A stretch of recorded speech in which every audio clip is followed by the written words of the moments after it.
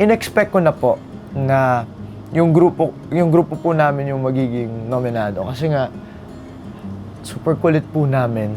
Punishment task, hindi nagsiseryoso, nagsasayahan pa. And that would be the reason why ba't kami nominado. At yun nga yung reason kung ba't kami nominado. Other than the other issues. And siyempre, para sa akin, in-accept ko na sa akin na, oo, ako na yung lalabas this week. Pero, kahit alam ko na in-accept ko na, I was still having fun. I was still being me. Sinulit ko pa yung stay ko dito. Kahit alam ko na, lakas na ng gut feeling ko na ako yung lalabas. Kasi, kalaban ko yung most humble, most loving tropa sa loob ng bahay, which is si Heat. At sinabi ko kay Heat na, if you survive one nomination night, I'm sure you can survive another nomination night. Kaya, ayun, I'm just happy na hindi si Heat yung nandito ngayon, kundi ako. And, wala, keep going lang, Heat. Yun yung masasabi ko. Proud ako kay Heat. Masaya ako na nandito ako. Masaya ako. Nandun pa si Fred, pati si Heat. At I'm just excited ngayon sa mangyayaring feud in the next days of getting busy and facing the outside world and all the positive and negative things of what people will say to me. Yung feeling na going against each other, parang wala eh. Well, there was no competition between the two of us. We were just like, parang to the point na i-give up na namin yung sarili namin. Voluntary exit para lang ma-stay yung isa. Kasi kami po ni Heat, aminin ko, we weren't that friends na yung, uy, tara, punta tayo sa mall. Tara, magkita na tayo. Kami yung tipong, meron lang kaming GC, nagsisend na ng reels sa isa't isa, nagchat-chat lang. Hindi yung, nagkikita kami in like events or na-invite kami sa movie premiere night ng whatever movie. Tapos, bonding talaga kami. Pero dahil dito sa bahay na to, another reason, maybe, pares kaming 16, pero that's not what I believe in.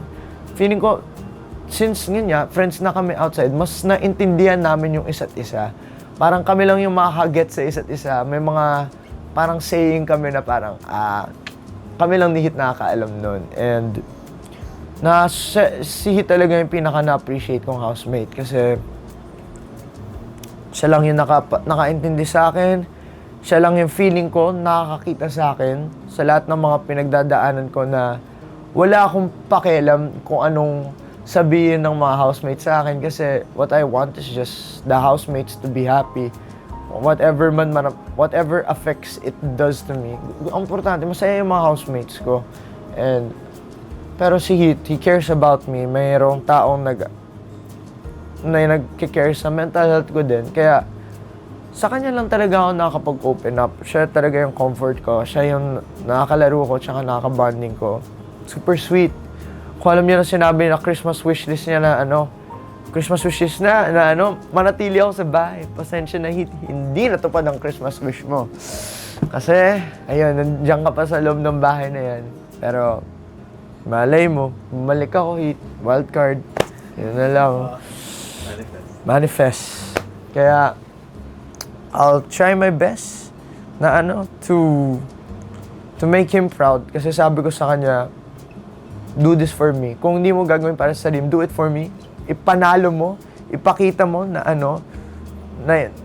nag-promise, I told him na, do me a favor, if ever man lumabas, I want you to talk to everybody, take your time na mas kilalanin pa siya, i-improve mo yung communication skill. Kasi yun naman yung, in my end, dun ko naman po siya natulungan. Kasi, bago niya nakwento yung songs niya about the girl that he wrote about. Sa akin niya muna kwento. And then, I told him na, oh wow, that's very interesting Heat. Why not you should, magandang ikwento yan sa mga ibang housemate. Tapos parang sabi niya, man, I don't know if I should. You should. At mas, honestly, mas matutuwa pa at mas ma-appreciate ka ng mga ibang housemate. And voila. Na mas minahal siya ng mga housemates dahil sa kwento niya about that specific girl that she wrote about. And ayun, ang ganda ng image ni Heat sa loob ng bahay. Sinabi ko to kay Kuya, everybody deserves a Heat Yornales in their lives.